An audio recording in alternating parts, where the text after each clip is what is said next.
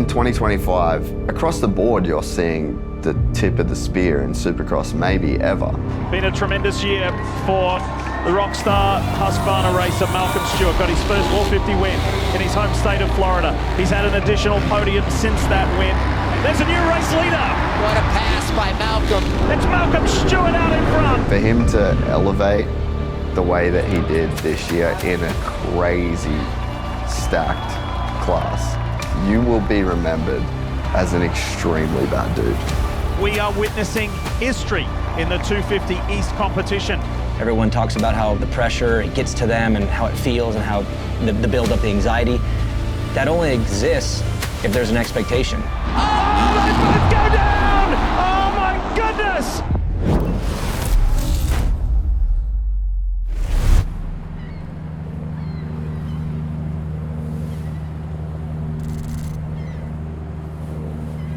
All right, let's do this.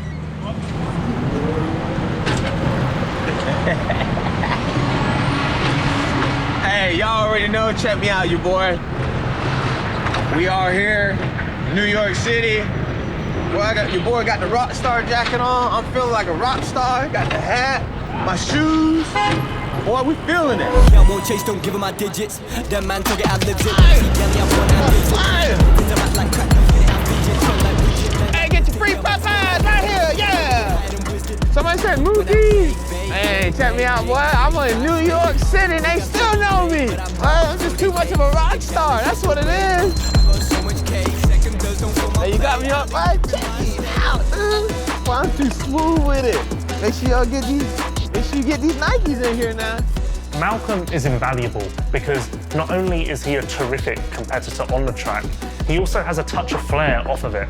He moves the needle with every movement that he makes. You can't buy that charisma in an athlete, but Malcolm is the full package in that regard, and I'm sure that there are sponsors of other elite athletes who wish that their rider would just have a touch of what Malcolm has.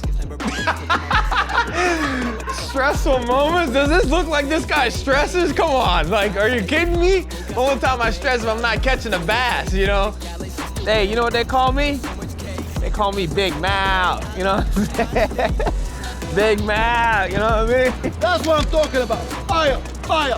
That's what I'm talking about. Where? Polk County. Polk County boys. There you go. Hey, you gotta put some twang on it, man. Grady Judge ain't gonna let you in saying it like that. We don't really get a lot of time to hang out and have some fun like that when you're in the series. So doing this today it's real appreciated that you get to travel every weekend. So I never ridden city bikes in New York City, so half the friends that I got with me never have either. So this is a big to-do list. And I've been racing 15 years of my life in my professional career and never been to New York City. So it's pretty dope. It's pretty dang cool. Malcolm's such a unique figure in this sport because no matter what he achieves on a personal level, he's always going to be attached to his brother, who's arguably one of the biggest personalities that's ever come out of the sport.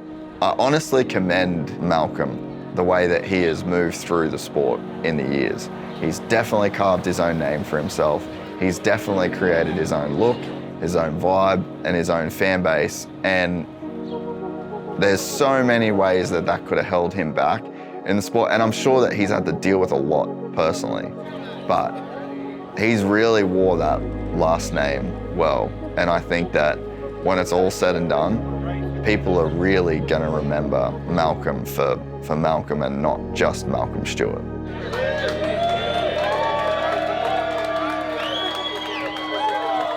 That felt like I was like 5 years old with a surprise party, you know what I mean? Like, I was like, whoa, everybody's here. Like, yeah, it was a real special moment. Everybody give me applause. Like, it was a real special moment. And there's a lot of people that, even in our own industry, that were there, and I didn't expect to be there. So that was a really heartwarming moment.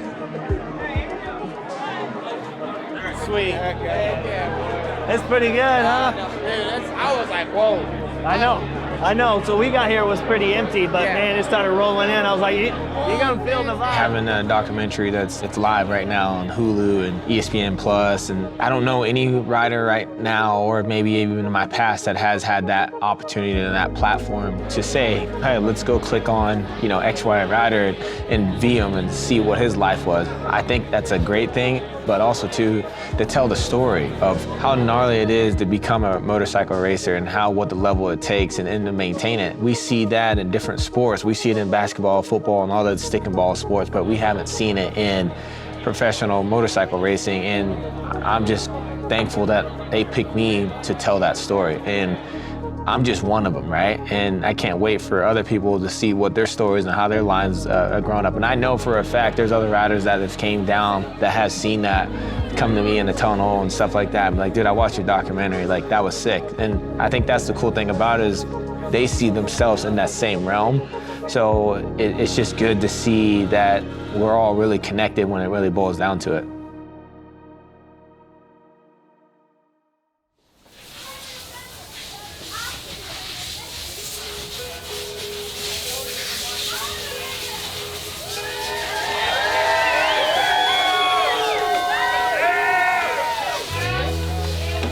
They say like nice guys finish last. And it feels so special when the nice guy wins. And that's what happened. Through the whoops! Sexton is down! The moment he's been waiting for! Malcolm Stewart is a 450 winner! Oh my God. Oh my goodness! Let's go!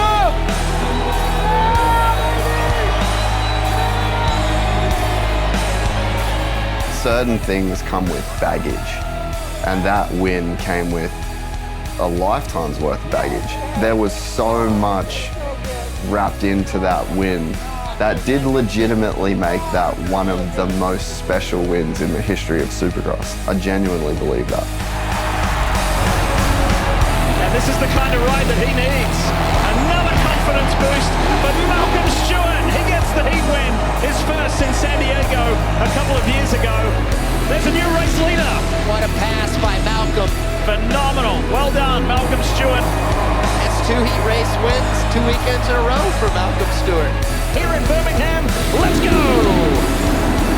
The Rockstar Factory Husqvarna rider is arriving very fast. Oh, Malcolm Stewart just barging his way through. Plessing is next on his list. Oh! How about that? Second place!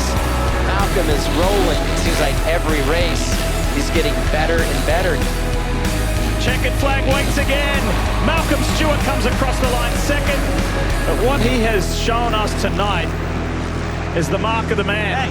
Hey, good job, bud. Hey, I was locked in, dude. You did. Hey, man, you rode so good today, all day. Yeah. You kept it going the whole time. It was amazing. Awesome. Great job. I'm so proud of you. So proud, baby. Since Tampa, it's elevated. I think mentally he's stronger. He's got more confidence. He's had some great moments from heat race wins to, getting first or second place and being on the podium or creeping at the podium. And he's a player, and I think that all his competitors realize that now. I think the sky's the limit.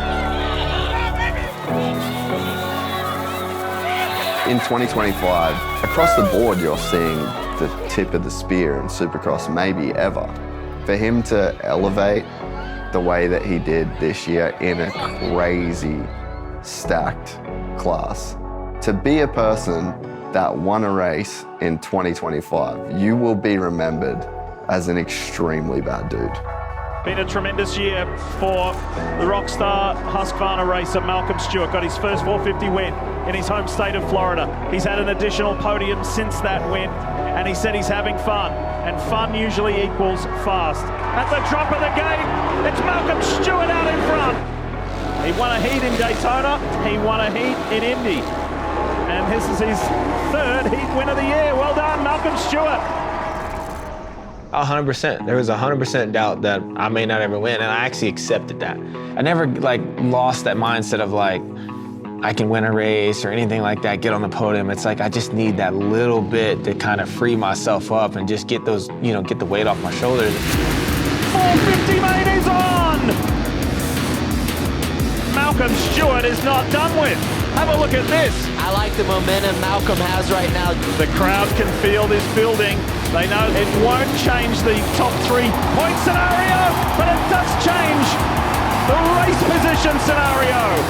Malcolm Stewart storms his way into 3rd. It's been a phenomenal season. I crossed off the bucket list of winning a race. I always wanted to win a race. That list ain't very big, right? Like, there's not a lot of winners. Oh, the crowd are loving Malcolm, what he's doing as he starts to close in on the championship leader. What a ride from the Rockstar Husqvarna. Malcolm's not done with yet. Yeah, Malcolm's coming. He's got a ton of momentum. Here it is! This guy, he's on rails. This is my 15th year racing my professional career. Not many people that I can speak on that has a longevity career like that. That's a win itself. Staying healthy, staying relevant, still be able to be in the mix of a potential win and things like that. But now that I actually won a race, it just sets the bar even more higher. So it's an awesome achievement. I want more.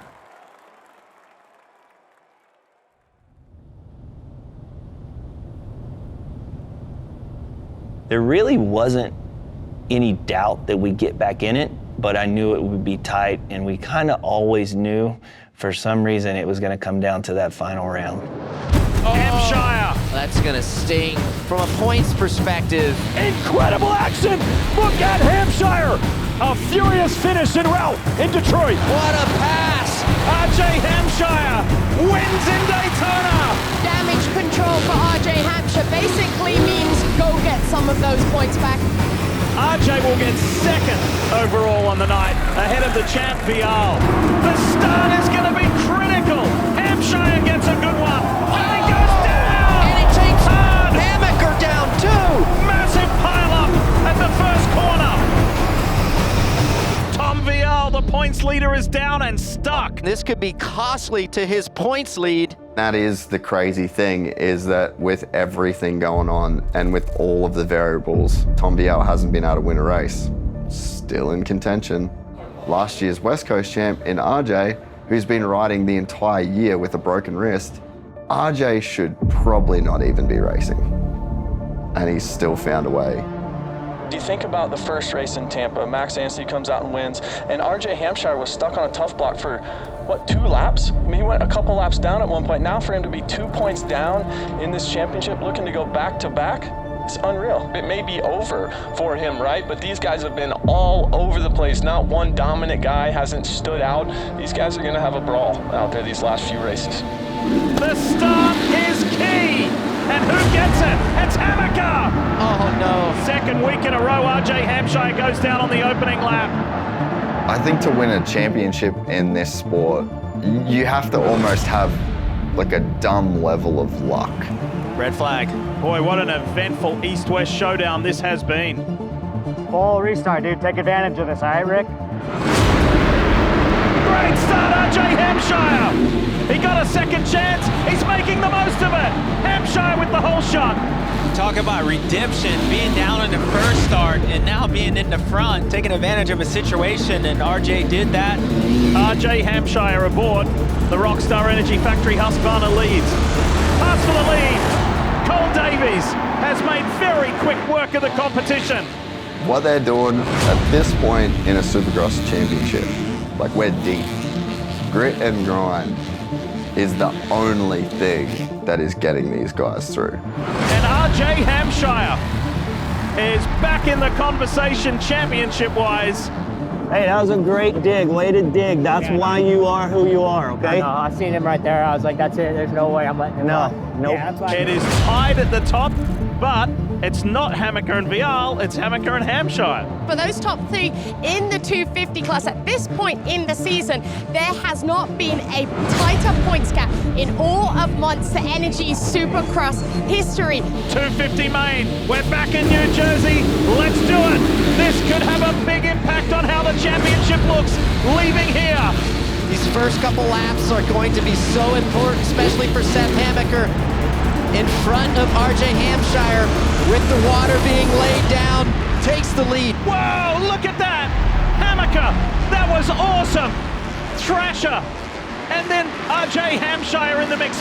It's not that it's easy when it's winning, but there's a lot more coming at you that's probably feels a bit better than when you're not winning. RJ Hampshire sits just under 4 seconds behind race leader Seth Hammaker, who he came into this race tied with in the championship. RJ will leave here 3 points adrift of Hammaker. Seth Hammaker wins in New Jersey, and now he takes the lead of the championship all alone. RJ Hampshire, Tom Vial follow him home. Gets into the lead earlier and takes it to the house. He still doesn't have that normal RJ push. But I think when you're kind of just surviving during the week with the wrist, it's hard to make up ground. I think that's what we're missing with like the intensity, maybe. It's very possible. I mean, you know, he's always going to elevate, but there comes a point when he just, you can tell at the end he was just hanging on. He could barely hang on. I think that in a lot of cases, the risk isn't worth the reward. But try telling that to these athletes who are addicted to chasing success, obtaining success. They're not going to listen to that. They're so fixated on a common goal, this one shiny trophy at the end of the year, that they don't care if the risk is worth the reward. They just want to achieve what their addiction is pushing them to do. Did the wrist bother you at all today? Just, you know, is that something on your mind, or is it just last week and you're good to go now? I showed up with a red blade today, so you don't really feel pain. You just deal with it. I mean, we're 3 to go or 2 to go now, and I still have a shot at this thing, so just forget it. Deal with it after the season. If you're not winning, you're angry, confused. It can get dark, especially if you accumulate a bad month or a bad couple months, and it's like a spiral. You can just spin yourself out of control and you think all the worst. And yeah, that's the other side of it. I don't think the fans see that as much unless you really dig deep, but these guys are miserable a lot of the time, and it's because they care so much and they want it so bad and they put in so much work and they take so much risk. And when you put all that together and then you don't get the result, which comes with money and glory and pride, and it's torturous. And that's what's wild with this sport, is these guys put themselves through torture willingly and over and over and over, all for the taste of that one win when they get it. I like the Steelers. Yeah.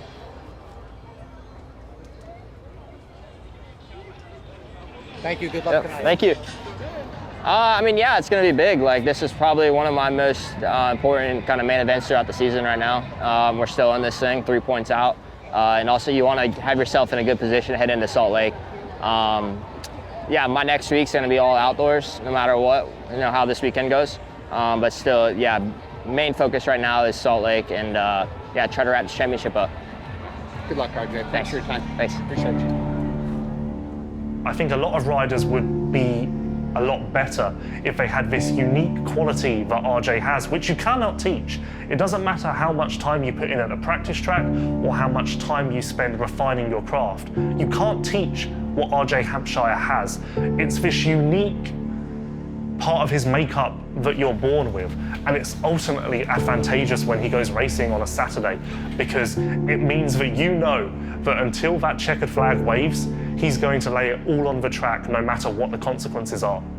With this division, we are witnessing history in the 250 East competition. 3 riders enter tonight's second last race of the championship, separated by just 7 points. Man, I got some nerves going up here in the booth, just the anticipation of what's going to happen. This has been an incredible championship. So many stories, so much talent, and so much to play for. Let's do it here in Pittsburgh. Hampshire, center of your screen. Good start. Got that inside run. It's Nate Thrasher out in front. Seth buried a little bit, mid-pack. This is going to be a tough one to come back. All these guys are so fit that it's pretty much a 15-minute sprint. Seth Hammaker is in big trouble in the back. No, Hammaker's got more problems. Oh, man. And this is what happens when you miss the start. Not only did RJ Hampshire put himself in contention for a podium, but he's also, as they run right now, got the championship lead back. Fastest guy on the track, boys. Last lap was RJ Hampshire. He had a 49.4. Here we go. Hampshire has caught Volant. He takes that inside option, and it's going to work out beautifully. So Hampshire now climbs up onto the podium. The Rockstar Energy Factory Husqvarna rider is not that far back. and is certainly within touch. And he's looking good with 3.5 minutes to go, plus a lap. If he can hang on and hold off. Those pressure moments are really what you live for as an athlete. They're gonna have 2 more laps. Look at the time clock. But no! Something's happened to RJ Hampshire. He has fallen out of 3rd place. This main event is off the rails.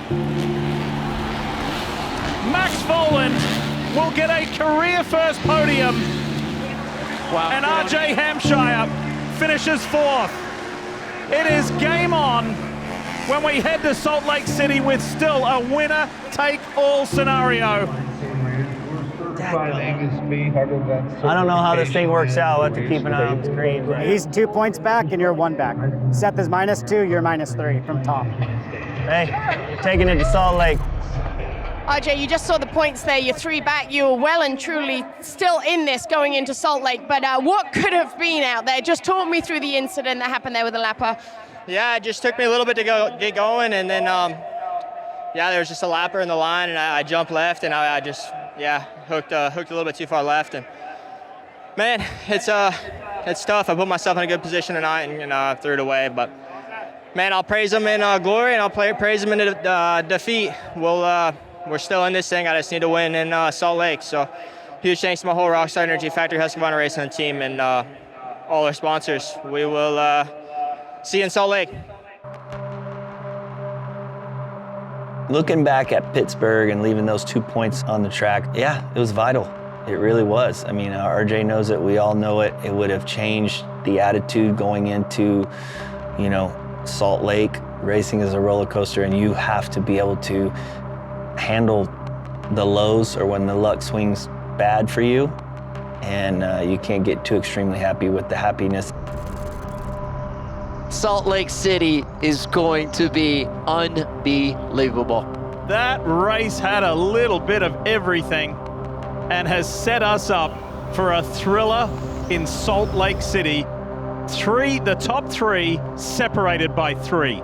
Vial over Hammaker over Hampshire. I think with RJ, why he is such a, I call it grit. He's got a lot of grit, and I feel because he maybe started later than most. I don't think he's started so young where, it just evolved. If I'm not mistaken, I think at one point he was making a choice between, I think, baseball and should I go riding, and his dad had given him the options.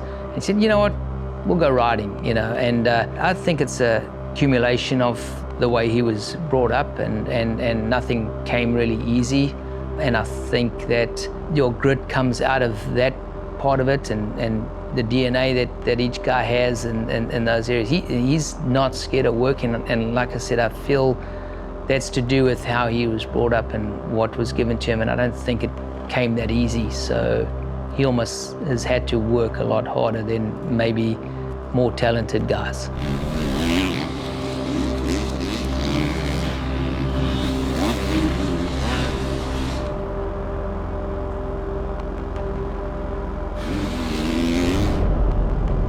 The head noise that one must experience in that position where the championship's on the line and you've got 15 minutes plus a lap, you're gonna know one way or the other. Whether you win this thing, you get hundreds of thousands of dollars, your name's in the history books again, your stock goes up for your 450 career. That's a lot to deal with. Some guys can't deal with it. But I will say, RJ knows that he's the type of guy that can make that happen. I would really want to know on the line that I could make it happen. So in that situation, haven't done it before, it's business as usual.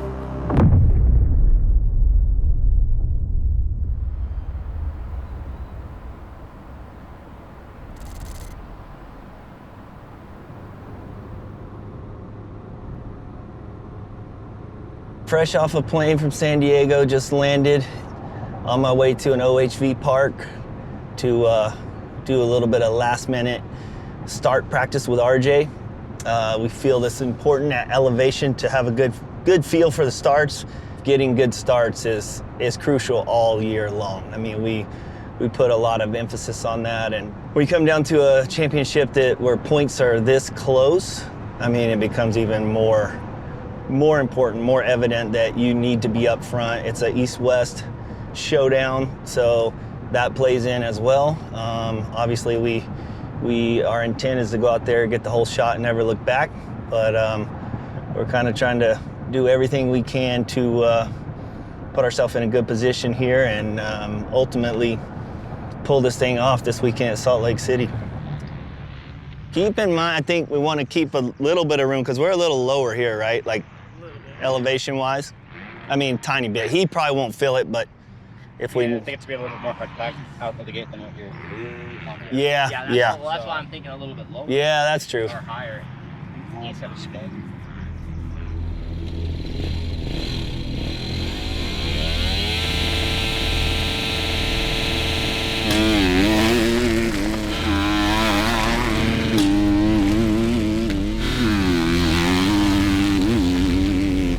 That was pretty good, minus the lean.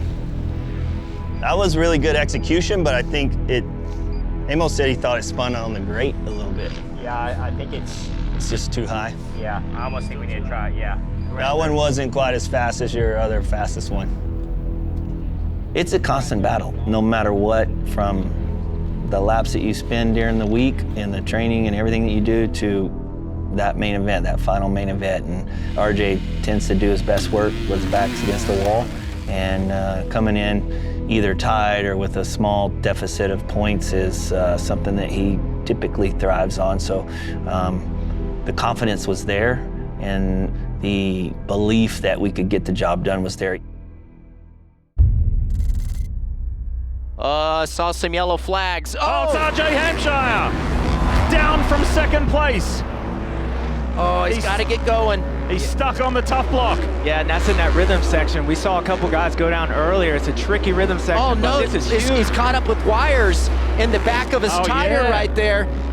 We have wires in between some of these. Oh, they're still stuck in there. Oh, man, between these sections for speakers and live timing and scoring, section times. Oh.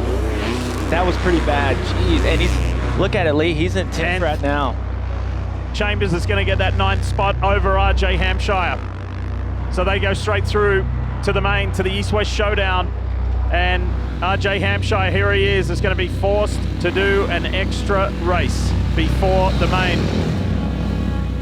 Everyone talks about how the pressure, it gets to them and how it feels and how the build-up, the anxiety. That only exists if there's an expectation. And there's only an expectation if you've earned it. So for RJ, yeah, heavy pressure, but he deserves it. And I don't think he would run from that. He's the type that would want that. You okay?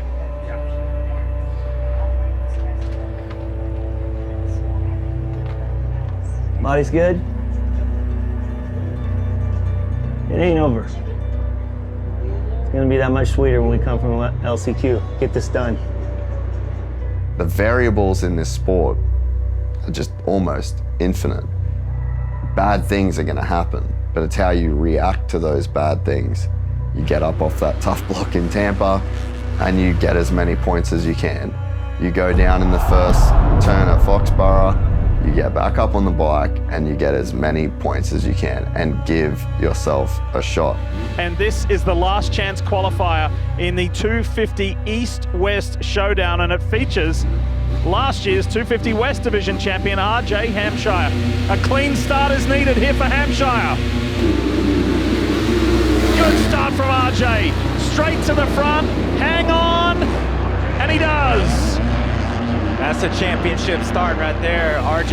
Yeah, you just have to expect that RJ's going to be on alert, be extra careful here, get to that main event. That's the biggest thing. And after just an awkward crash in his heat, came in contact with some tough blocks and then had some wires tangled around the rear wheel. RJ Hampshire has just calmly navigated his way towards the main event that could make him a champion in successive years in different divisions. Talking to Murph about the gates. Yep. He was thinking about outside because everybody's bunching up in that inside real quick. Yeah, and you're gonna be around slower guys so you can get over and move over and use that berm. Outside, yeah. I just think it's way too easy to get pinched on the inside. Yeah. Especially if there's more holes on the inside, you know? I mean, obviously. There's holes all the way around. Yeah. So I might have a good shot to either get a good gate with a hole in it. Yeah. You just got to look. People know he's a warrior. People know he's a fighter. There's no doubting how much heart he has. And he won the championship in 2024, so he has already done it. You know, it's what they say is true. It's always harder to win that second one. And, you know, it's one of those things that I go back to a lot. It's like you find yourself in that position, you're going to do everything you can to win that championship because you may never be in that position again. I mean, RJ actually said that to me after he won his championship in 2024. He's like, I got to really soak this in because I might not even be in a position to win again, much less pull it off. How long have you been waiting for this one to see who's going to get this done? This is going to be unreal. 1, 2, 3. Vial, Hampshire, Hampshire, just 3 points. It is all to play for right here in the shadows of the Wasatch Mountains in Salt Lake City, Utah. Try to get up there as quick as I can just to see if I can tell if anything's different or wetter than anything else, but I think it's going to be pretty consistent at least. Like, it's going to move around a little bit, but shouldn't be too bad.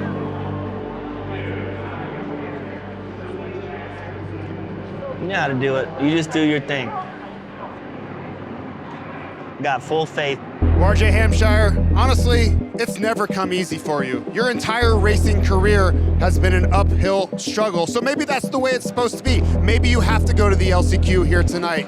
Maybe you have to overcome adversity yet again to become a two-time champion. So go out and do it again. Get the start of your life from the outside and make it happen and win your second championship in 2 years.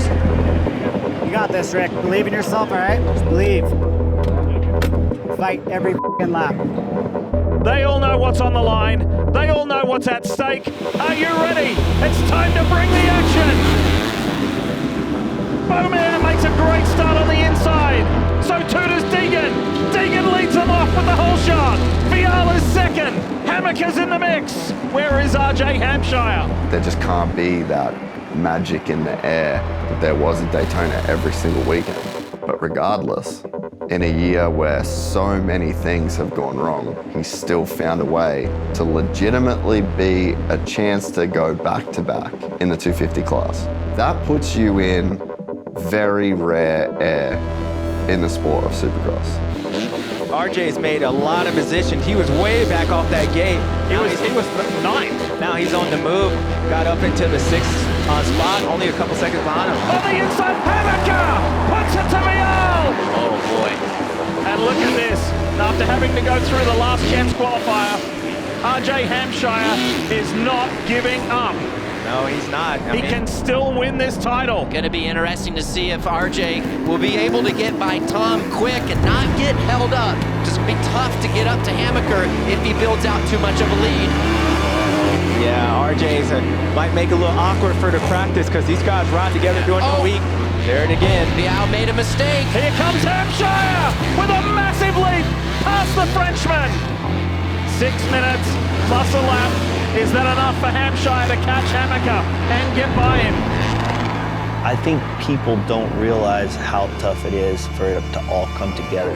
So when it's there, you have to. You owe it to yourself. You owe it to everything you've done your whole life to get to that. I mean, you got to think it's a lifetime of constant grind, trying to be the best and just making sacrifices both mentally, physically, financially. Sometimes it wrecks a family because it's so competitive and it's so gnarly.